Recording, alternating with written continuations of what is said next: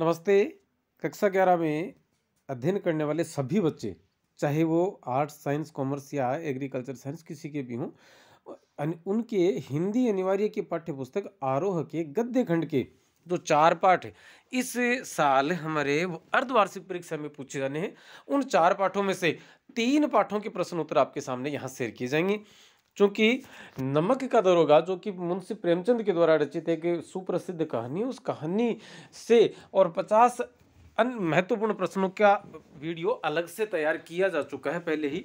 तो उस वीडियो का लिंक तो आपके इस वीडियो की डिस्क्रिप्शन में और कमेंट में लगा दिया जाएंगे। और बाकी जो 3 पाठ बच गए, उन तीनों पाठों के प्रश्न उत्तर आपके सामने यहाँ शेयर कर रहे हैं, ज़्यादा वक्त खराब न करते हुए, क्योंकि आपकी परीक्षा का टाइम है। देखते हैं मियां नसीरुद्दीन किस विधा की रचना है। तो ये संस्मरणात्मक रेखा चित्र है। इसका दूसरा नाम आप शब्द चित्र भी दे सकते हो। यदि एवसेद वाला कोई प्रश्न हो और वहां पर संस्मरणात्मक रेखा चित्र शब्द न होकर शब्द चित्र हो, तो आपको उसका चयन करना है। मियां नसीरुद्दीन संस्मरणात्मक रेखा चित्र किसके द्वारा लिखा गया? तो ये कृष्णा शोभती के द्वारा लिखा गया। और कृष्णा शोभती की किस रचना से लिया गया है इसे? तो हम कहेंगे उसका नाम है हम हशमत।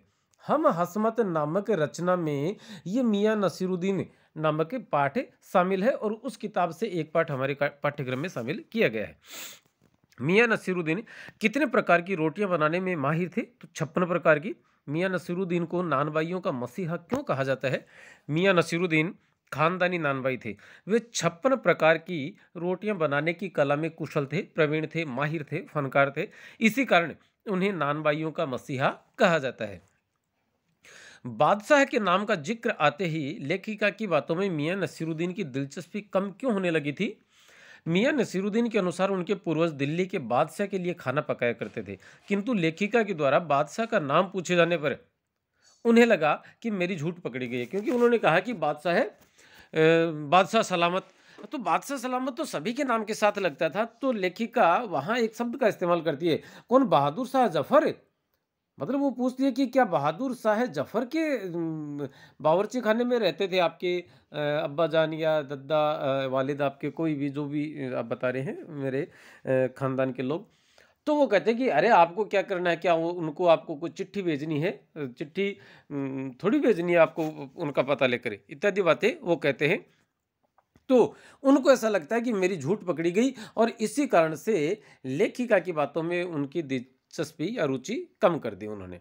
मियां नसीरुद्दीन नामक संस्मरणात्मक रेखा चित्र कृष्णा शोभती के किस संग्रह से लिया गया है? तो हम हशमत ये बात कर चुके। मियां बब्बन कौन थे? तो मियां नसीरुद्दीन की दुकान पर काम करने वाले एक कारीगर। पापड़ से भी पतली रोटी का नाम होता है तुनकी। मियां नसीरुद्दीन के अनुसार खानदानी नानबाई की क्या पहचान होती है? नसीरुद्दीन के अनुसार खानदानी नानबाई कुएं में भी रोटियां बना सकते हैं। मियां नसीरुद्दीन के मन में अखबार बनाने वाले व पढ़ने वालों के प्रति कैसी धारणा बनी हुई थी? अखबार पढ़ने व बनाने वालों को मियां नसीरुद्दीन निठल्ला व कामचोर समझते थे। उनका मानना था कि कामकाजी आदमी का अखबारों से कोई संबंध नहीं होना चाहिए। मियां नसीरुद्दीन के अनुसार इल्म या हुनर मतलब कला सीखने के लिए क्या आवश्यक है? तो आप कोई भी आप इल्म की बात करें न करें, आपकी ये मान लें आपको कोई भी काम सीखना, तो सबसे पहले आपके मन में लगन का होना अनिवार्य है। तो मियां नसीरुद्दीन के अनुसार कोई भी इल्म, तालीम या हुनर सीखने के लिए लगन का होना अति आवश्यक है। यदि आप में लगन ही नहीं है तो आप उस काम को सीखने में लगेंगे ही नहीं। उसके बाद मेहनत व निरंतर अभ्यास से कोई भी इल्म, हुनर सीखा जा सकता है। अगला अगले पार्ट से सवाल आते हैं, शुरू होते हैं, जिसका नाम है अप्पू के साथ 2.5 साल और लेखक है सत्यजीत राय, जो कि बांग्ला भाषा के में फिल्मों का निर्माण किया करते थे। लगभग 30 फिल्में उन्होंने बनाई। वो अपनी सर्वकालिक उपलब्धियों के लिए अंतर्राष्ट्रीय फिल्म अवार्ड जो सबसे बड़ा है ऑस्कर अवार्ड से भी नवाजे गए, और इसके साथ ही भारत का सबसे बड़ा नागरिक सम्मान भारत रत्न भी उन्हें दिया गया। फ्रांस का दी लेजेंड सम्मान भी उन्हें दिया गया था। तो अब जाते हैं प्रश्नोत्तरों पर कि पथेर पंचाली नामक फिल्म किसके द्वारा बनाई गई? सत्यजीत राय के द्वारा। और यहाँ एक सवाल और आता है कि भाषा कौन सी थी? तो बांग्ला। अप्पू के कुत्ते का नाम क्या था? भूलो। पाथेर पथेर पंचाली फिल्म निर्माण रुक रुक कर क्यों करना पड़ रहा था, फिल्म का निर्माण सॉरी। तो फिल्म निर्माता निर्देशक सत्यजीत राय के द्वारा पैसों की कमी के कारण फिल्म का निर्माण रोकना पड़ता था। पथेर पंचाली फिल्म की शूटिंग का काम कितने साल तक चला, तो आप पाठ के शीर्षक में देख सकते हैं, अप्पू के साथ 2.5 साल, अर्थात 2.5 साल। फिल्म बनाने में निर्माता निर्देशक को कौन कौन सी समस्याओं का सामना करना पड़ सकता है या कौन कौन सी समस्याएं उनके सामने आ सकती हैं, अप्पू के साथ 2.5 साल नामक पाठ के आधार पर बताइए कि फिल्म बनाने में निर्माता निर्देशक को कई समस्याओं का सामना करना पड़ सकता है। उनमें से कुछ निम्न है। पैसों की समस्या होती है, कलाकार के चयन की समस्या है कि हम कौन से कलाकार को लें। आप जानते हैं कि फिल्मों में इतने एक्टर्स एक्ट्रेस हो चुकी हैं कि अमुक कहानी के लिए कौन सा व्यक्ति सबसे ज़्यादा फिट रहेगा। और दूसरी बात ये होती है कि वहाँ एक आर्थिक मामला भी काम करता है कि पैसों के लेन देन के हिसाब से किस व्यक्ति को लिया जाए। उसके बाद कलाकारों के चयन की समस्या होती है। धूप, छाया, बारिश, प्रकाश, बादल या अन्य किसी भी प्राकृतिक दृश्य की शूटिंग की समस्या भी वहाँ आड़े आती है। जैसे पहले एक दृश्य एक शूटिंग आपने ले ली बारिश के मौसम की और तत्काल बारिश रुक गई या सीन अधूरा रह गया, तो दूसरे सीन के लिए फिर आपको इंतज़ार करना पड़ेगा, या कृत्रिम बारिश। आजकल फिल्मों में ये सारी चीज़ें हो गई हैं, लेकिन ये उस ज़माने की बात है। 1953 में पथेर पंचाली रिलीज़ हुई थी। तो आप समझ सकते हैं कि आज से हम बात करें कि लगभग 67 साल पहले क्या हालत रही होगी। किसी कारणवश एक पात्र के न रहने या न होने पर अन्य पात्र की समस्या होती है। अधूरे रहे दृश्य को पूरा करने की समस्या है। शूटिंग के समय भीड़ की समस्या, भीड़ इकट्ठी हो जाती है देखने के लिए, अरे फिल्म कैसे बनाते हैं, पसंदीदा एक्टर एक्ट्रेस वहाँ उनको देखेंगे इस लालच में। दृश्यों की निरंतरता व संगीत की समस्या होती है। अवांछित समस्या, कई दफ़ा एक समसामयिक समस्या भी आ जाती है। जैसे भूपेन बाबू से बार बार पूछा जा रहा था कि अरे अरे भैया शॉट पूरा हुआ, और भूपेन भैया की आवाज़ वहाँ बोलती बन जाए, क्यों? क्योंकि खिड़की से देख रहे एक सांप लटका हुआ है। तो ऐसे कुछ जो तात्कालिक समस्याएं भी आ सकती हैं। अप्पू की बहन का नाम था दुर्गा और उसकी माँ का नाम क्या था? तो माँ का नाम था सर्वजया। अप्पू की माँ का नाम क्या था? तो अप्पू की माँ का नाम था सर्वजया। ये भी एक प्रश्न बन सकता है। कमरे की खिड़की में आने वाले सर्प के विषय में गांव वालों या स्थानीय लोगों ने क्या बताया? गांव वालों ने बताया कि यह एक वास्तु सर्प है जो हमारे कुल देवता के समान है, इसलिए इसे मारा नहीं जाना चाहिए और इसे मारा भी नहीं गया। किसी मनुष्य या पशु पात्र के बदले जाने पर शूटिंग किस प्रकार से की जाती थी कि लोग उसे पकड़ नहीं पाते थे। ऐसे दृश्यों के लिए एक इस प्रकार की युक्ति बैठाई जाती थी कि दर्शक पकड़ ही नहीं पाते थे।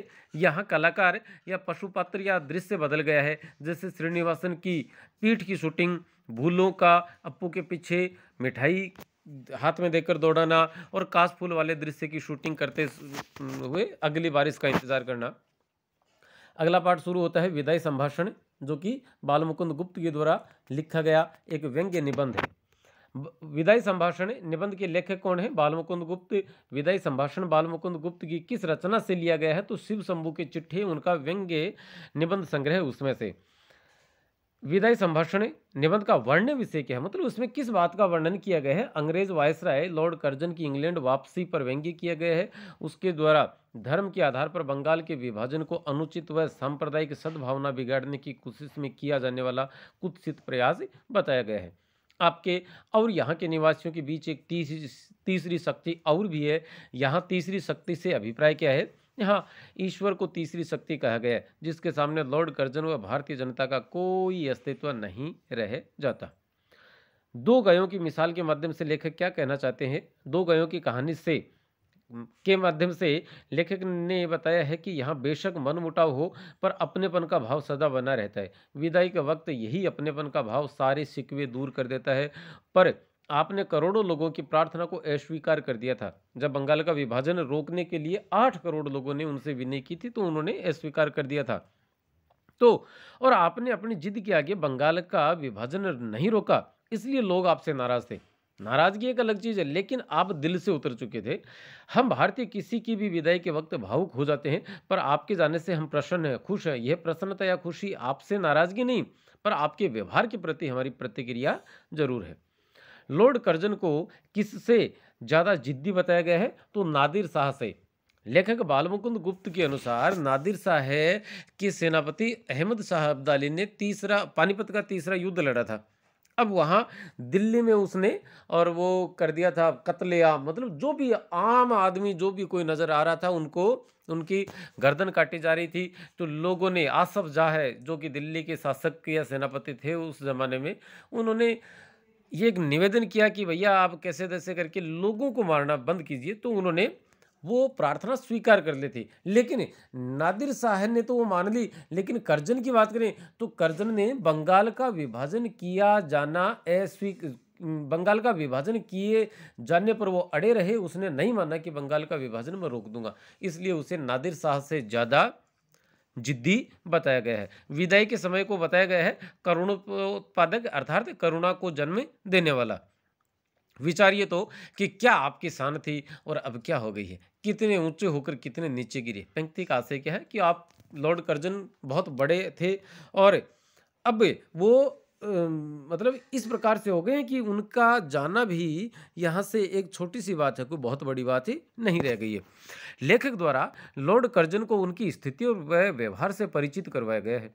लेखक के अनुसार लॉर्ड कर्जन की भारत में बहुत इज्जत थी। उनकी सोने की कुर्सी थी, उनकी पत्नी की सोने की थी, भाई और भाई की जो पत्नी थी उनकी चांदी की कुर्सियां होती थी।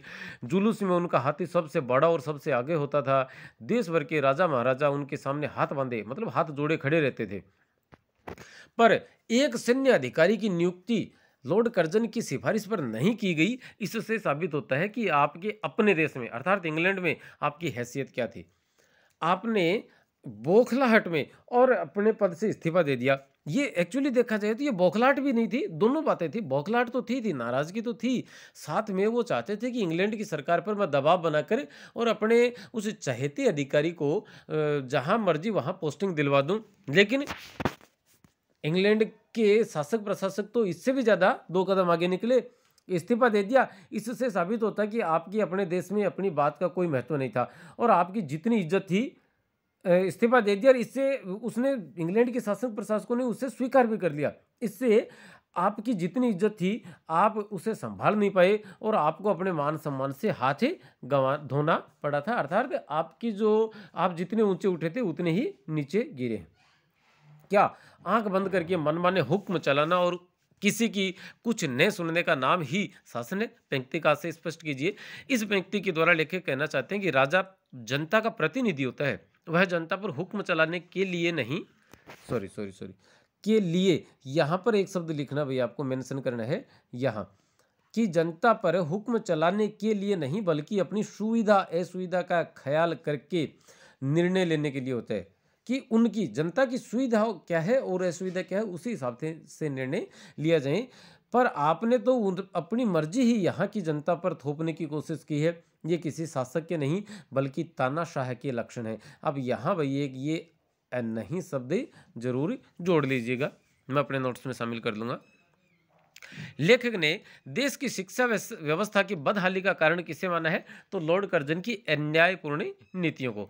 लॉर्ड कर्जन को इस्तीफा क्यों दिया? लॉर्ड कर्जन ने एक फौजी अधिकारी की नियुक्ति लॉर्ड कर्जन की इच्छानुसार न होने पर बौखलाहट में वह दबाव बनाने के लिए कर्जन ने इस्तीफा दिया था। पर ब्रिटिश प्रशासन ने दबाव में आने की बजाय उनका इस्तीफा स्वीकार कर लिया कि ले बेटा तू चल, हमारा और बाकी देखी जाएगी, यहाँ भारत में और कोई आएगा वो वायसराय बनेगा, तू आ इधर आ। तो तानाशाही के मामले में कर्जन की तुलना किनसे की गई है? तो दुनिया के कुख्यात तानाशाह शासकों कैसर व जार से लॉर्ड कर्जन की तुलना की गई है और कर्जन को कैसर व जार से भी बड़ा तानाशाह बताया गया। मतलब कैसर, जार और कर्जन, ये तीन आपके सामने शासक थे। तानाशाह करता था जो अपनी मनमर्जी करता, जो किसी की नहीं सुनता। तो इनमें एक नंबर पर कौन है? कर्जन। ये 2 और 3 नंबर पर है। इनमें कोई सा भी 2 नंबर पर हो सकता है, कोई सा भी 3 पर हो सकता है। ये आप पर डिपेंड है, आप किसे मानते हैं। लेकिन यहाँ मामला ये बैठता है। और आपके कोई क्वेरीज हो तो आप इस नंबर पर अपनी समस्या या अपने सुझाव लिख कर हमें दे सकते हैं, कमेंट्स के माध्यम से कर सकते हैं और चैनल को सब्सक्राइब भी कर लीजिएगा। धन्यवाद।